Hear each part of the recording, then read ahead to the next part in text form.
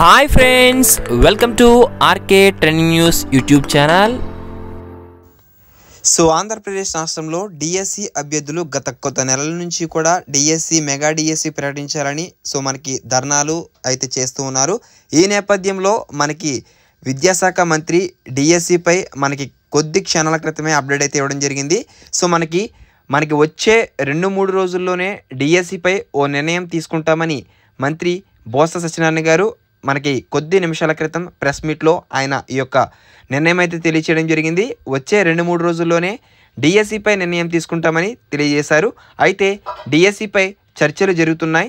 దీనిపై సీఎం గారు విధానపరమైన నిర్ణయం తీసుకుంటారని, అదేవిధముగా మనకి ఈ యొక్క డిఎస్సి అభ్యర్థులు ఏవైతే మనకి కర్నూలు కానివ్వండి లేదా తిరుపతిలో కానివ్వండి వారు చేసిన ర్యాలీలు అదేవిధంగా ధర్నాలకు సంబంధించి ప్రభుత్వం నుంచి స్పందన రావాలని కోరారు.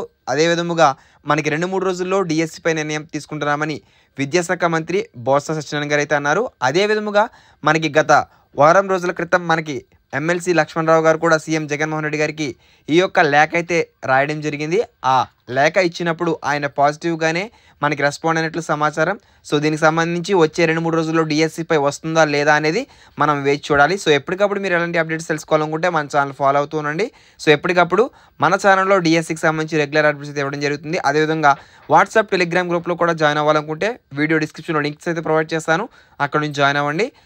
All the best for everyone. Thanks for watching. Have a nice day.